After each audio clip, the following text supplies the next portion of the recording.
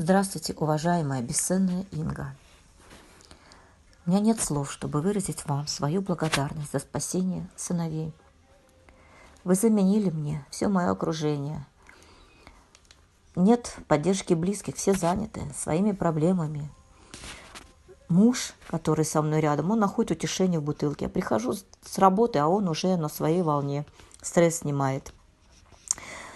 Правда, надо отдать должное, что мелочь всегда мне приносил, знал, что она мне очень необходима. И в больших количествах.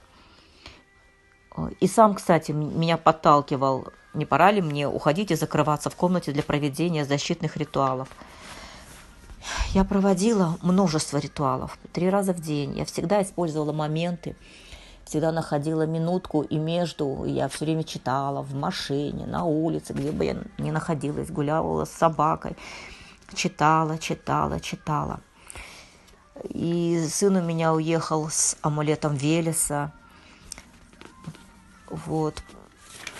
Значит, я проводила такие ритуалы, как материнская защита, покров матери, сохран 1000 матерей, защитная грамота, сулишкан, приди помощь из ниоткуда, щит матери, сохран ратный от шальной пули, защита орлиный щит, помощь духа черед, черед дух телохранителей, великий щит оберег черед, оберег от пули, чтобы душу не забрали.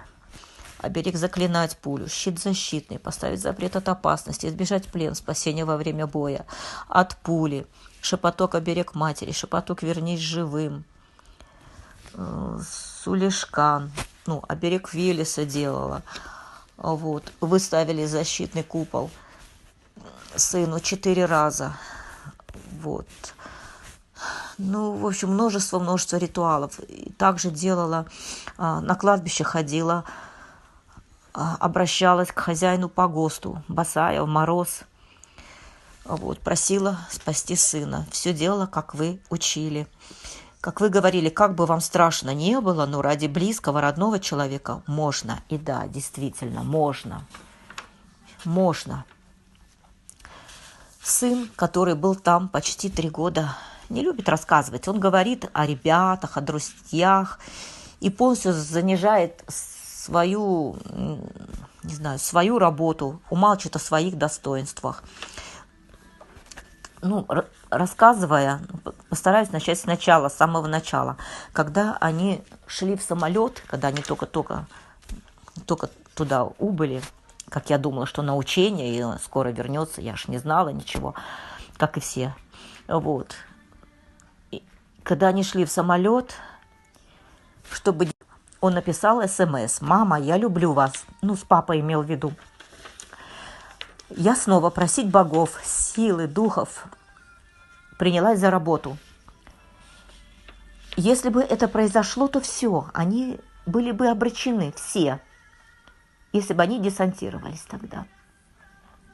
Как сказал мой старший сын, что он в рубашке родился. Затем было задание, которое отказались выполнять специальные обученные подразделения. И кто-то же должен был выполнять. И поставлена была задача выполнять моему сыну. А те мотивировали, что отказались вести людей на убой. Но задача есть задача. Мой сын вместе с 70 бойцами. Они ее выполнили. Правда, у них пропала связь. И они 3 или 4 дня не выходили на связь. Их батальон уже похоронили. Но они вернулись без потерь и даже без 300-ок. 300 – это раненые. В следующий раз был обстрел по ним. И сын рассказывает, как лег на землю и прилетел снаряд. Упал прямо рядом с ним. Где-то в метре, что ли. Как он не взорвался, не могу понять. Очевидно, это он рассказывает, очевидно, земля сырая была. Он говорит, смотрю так, и он прямо носом в эту землю. Прямо рядом. Ой. Затем он так, и все с юмором, все со смехом рассказывает. Затем в машину что-то прилетало неоднократно. Они же там летают на сумасшедших скоростях. Просто в стекло лобовое. Никого не задело. Все недоумения были. Как? А еще недавно, уже на новом направлении, уже на их пункт, который находился в здании жилого дома, по ним бил танк. Просто танк.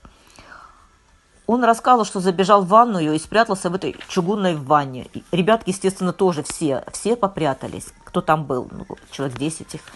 Вот. А выйти из этого дома было просто невозможно, так как висели дроны в ожидании, чтобы бить по выбежавшим. Кто будет выбегать, естественно, по ним будут стрелять. Ой, бедные наши парни, что им довелось увидеть и пережить. Уважаемая Инга, я вам низко кланяюсь. Спасибо, что вы есть, что вы с нами. С вами не страшно. Вы также, кстати, ставили защитный купол моему старшему, но он был 4 месяца. Вот. Ну, вернулся благополучно, все. Спасибо вам за поддержку, что-то мысли путаются. Меня все спрашивают, как я, те, которые прячут своих сыновей и говорят, я бы уже умерла. А я живу, я действую. Благодарю вас еще раз. Вы человек самой большой буквы. Ну, видимо, я не такой плохой человек, раз меня боги привели к вам. Значит, я достойная, чтобы выполнять ваши бесценные работы. Благодарю вас, уважаемая Инга. Благодарю вас и низко кланяюсь. А людям хочу сказать, чтобы они прислушались к вам, к вашим советам. Ни одно слово нельзя ваше оставлять без внимания. Спасибо вам. Спасибо, дорогая Инга. Живите долго.